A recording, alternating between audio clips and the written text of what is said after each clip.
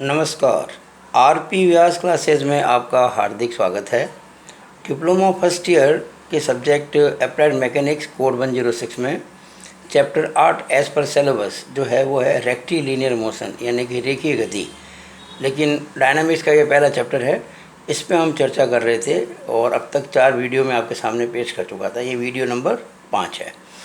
इस वीडियो में हम समझेंगे triangle law and polygon law of velocities यानी कि वेग त्रिभुज एवं वेग बहुभुज का नियम।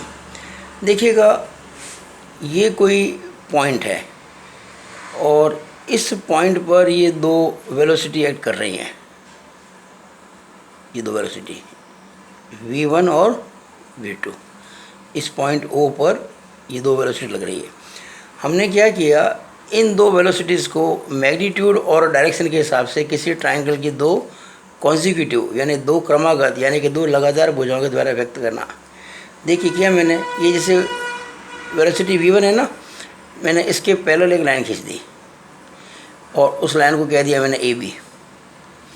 इस लाइन की जो लंबाई है वो इस वेलोसिटी के हिसाब से प्रोपोर्शनल है और ये जो वेलोसिटी v2 है इसके पैरेलल लाइन हमने यहाँ से खींच दी। जितनी वेलोसिटी है ना उसके हिसाब से लाइन खींचेंगे। मान लीजिए हमने कह दिया 10 मीटर पर सेकंड बराबर 1 सेंटीमीटर, और अगर ये 30 मीटर पर सेकंड है तो ये 3 सेंटीमीटर लाइन हो गई। अगर ये 40 मीटर पर सेकंड है तो ये 4 सेंटीमीटर लाइन हो गई। इस तरह से हमने इसको कह दिया BC, यानी हमने V1 के पैरेलल लाइन AB खींची, यहाँ लिख दिया हमने V1, और V2 के पैरेलल BC खींची, यहाँ लिख दिया हमने V2। अब अगर हम A को C से मिला दें तो ट्रायंगल बन गया ABC। अब ABC में ये जो दो भुजाएं हैं इसकी AB और BC, ये तो है क्रमागत। क्रमागत मतलब कि अगर मैं पेन की नोक यहाँ से शुरू करूँ तो बगैर पेन की नोक को हटाए चलूँगा A से B और B से C। लेकिन अब मुझे पेन की नोक को हटानी पड़े, अब मैं C से नहीं चलूँगा, अब मैं A से C चलूँगा, तो ये होगा रिजल्टेंट वेलोसिटी V। तो ये ट्रायंगल लॉ है। वैसे भी अगर हम बात करें, जैसे कि ये V1 था, ये V2 था, अगर मैं समांतर चतुर्भुज यानी कि पैरेललोग्राम बनाऊं तो इसके पैरेलल लाइन यहाँ होगी और इसके पैरेलल लाइन यहाँ होगी। ये इसका हो गया diagonal as per parallelogram law of जो वेलोसिटीज V। क्योंकि अगर किसी समांतर चतुर्भुज की दो आसन्न भुजाओं, दो एडजेसेंट साइड से दो वेलोसिटी को रिप्रेजेंट कराएं बाय मैग्नीट्यूड एंड डायरेक्शन, तो उसका जो होगा रिजल्टेंट वो उस पैरेललोग्राम के डायगोनल से दिया जाएगा, उस डायगोनल से जो इन दोनों वेलोसिटीज़ की पॉइंट ऑफ इंटरसेक्शन से गुजरता है, इससे नहीं, इससे। और आप देखिएगा ध्यान से कि ये जो है V, ये एग्जैक्टली इसके पैरेलल है AC के। ये ट्रायंगल लॉ ऑफ फोर्सेज है। अब इसको कैसे पढ़ेंगे? हिंदी में अगर बोलूँ तो अगर किसी त्रिभुज की दो क्रमागत भुजाओं से दो वेलोसिटीज़ को मैग्नीट्यूड और डायरेक्शन से रिप्रेजेंट किया जाए तो उन वेलोसिटीज़ का जो रिजल्टेंट होगा वो ट्रायंगल की थर्ड साइड से रिप्रेजेंट किया जाएगा, लेकिन रिवर्स ऑर्डर में। यानी अगर V1 V2 जो है वो AB और BC है तो जो V है रिजल्टेंट वो CA नहीं होगा, AC होगा। अब इसी का इसको हम एक और रूप में देखते हैं। मान लीजिए यही ट्रायंगल है और मैंने क्या किया, वही जो पहले था वही मैंने किया एग्जैक्टली।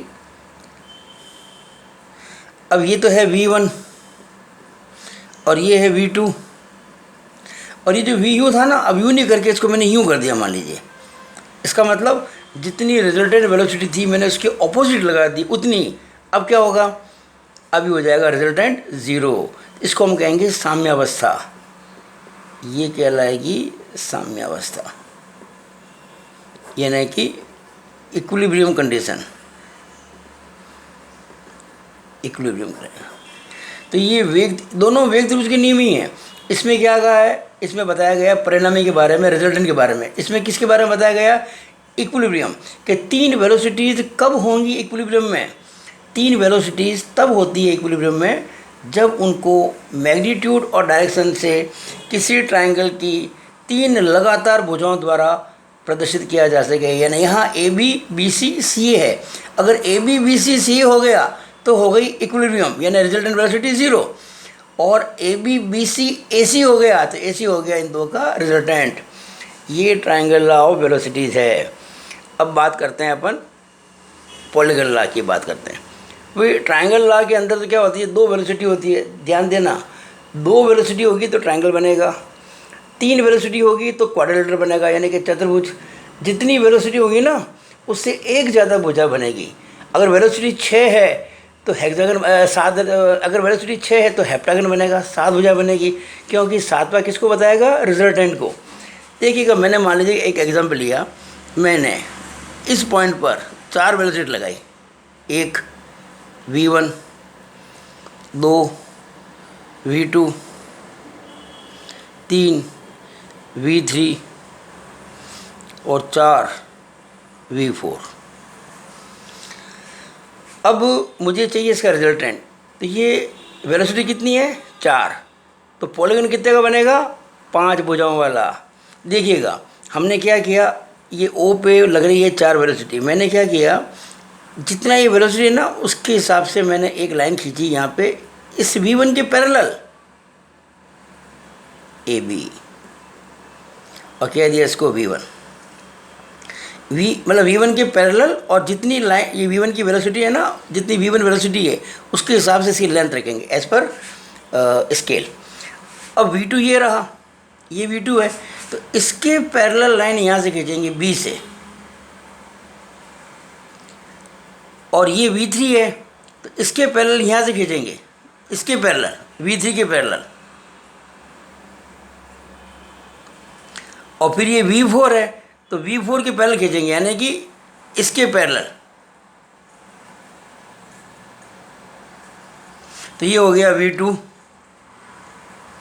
ये हो गया v3 और ये हो गया v4।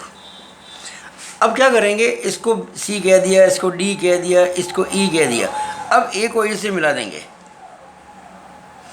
ये बन गई भाई रिजल्टेंट वेलोसिटी किसकी, v1, v2, v3, v4 की रिजल्टेंट बन गई v।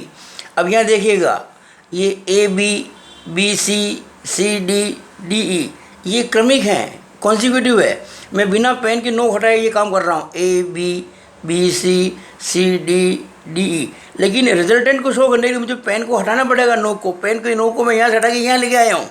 अब मैं ए से ई की ओर गया हूँ, इट इज़ रिजल्टेंट वेलोसिटी। तो हमने 4 वेलोसिटीज़ के लिए लिया 5 भुजाओं वाला, यानी कि पंचभुज, यानी पेंटागन। और इस पेंटागन की जो 4 लगातार साइड्स हैं, इनसे मैंने 4 वेलोसिटी को रिप्रेजेंट किया। तो उसकी जो 5वीं साइड है रिवर्स ऑर्डर में, A B B C C D D, तो ये नहीं, ए, वो रिजल्टेंट को शो करेगी। अब अगर मैं इसके बराबर लगा दूँ वेलोसिटी नीचे की ओर, तो ये हो जाएगी साम्यावस्था। तो इस तरह से हम आपको कहना चाह रहे हैं कि ये है पॉलीगन लॉ ऑफ वेलोसिटीज़। इसको मैं एक और बोल देता हूँ कि अगर यहाँ मैंने जैसे आपके वेग 4 लिए थे तो भुजाएं 5 बनी थी, अगर वेग में 6 लेता भुजाएं 7 बनती, अगर वेग में r-1 लेता तो भुजाएं 1 ज़्यादा यानी कि r बनती। अब मैं इसके बोलूँगा, यदि r-1 वेगों को, यदि r-1 वेगों को r भुजाओं वाले किसी बहुभुज की क्रमागत भुजाओं द्वारा परिमाण और दिशा से रिप्रेजेंट किया जाए, प्रदर्शित किया जाए, तो उस बहुभुज की जो अंतिम भुजा होगी कौन सी, आरवी, वो उन r-1 वेगों के परिणामी वेग को प्रदर्शित करेगी।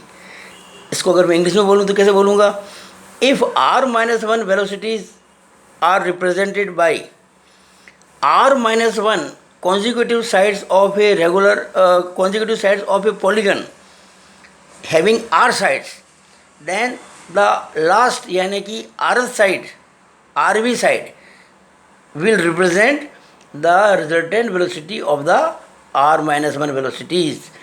ये हो गया आपके पॉलीगन लॉ ऑफ फोर्सेस। अब अगर आप रिजल्टेंट निकालना चाहते हैं ना, तो आखिरी जो साइड होगी उसका रिवर्स ऑर्डर लेंगे, और अगर हम बताना चाहते हैं कि साम्यावस्था है यानी कि इक्विलिब्रियम है, तो उसके आखिरी साइड को उल्टा कर दो, यानी फिर वो पांचों साइड हो जाएगी। इसमें 5 है ना इसके अंदर, 1 2 3 4, इसमें देखो 1 2 3 4 5 है। जैसे मान लीजिए ये AB था, ये तो AB, फिर ये BC, फिर ये CD, फिर ये DE और फिर ये। अगर मैं ये कहूँ कि ABCDE और मैंने लगातार कर दिया ABBCCDDE और EA, यानी ये V1 V2 V3 V4 और ये V, अगर ये लगातार ले ली मैंने ABCDEA ABBCCDDEA, तो ये कहलाएगी साम्यावस्था, वेगों की साम्यावस्था। बस यही हम आपको बताना चाहते थे कि किस तरह से ये वेग त्रिभुज का और वेग बहुभुज का नियम बनता है। It is all over. और भाई अगर आपको ये मेरा वीडियो अच्छा लगा हो तो इसको मैक्सिमम लाइक एंड शेयर करें। और अगर आपने मेरे चैनल RP व्यास क्लासेस को सब्सक्राइब नहीं किया है तो इसको सब्सक्राइब ज़रूर कर लें, ताकि आपको मेरे वीडियोस लगातार मिलते रहें और आप उसका आनंद लेते रहें। It is all over about the video. Thank you.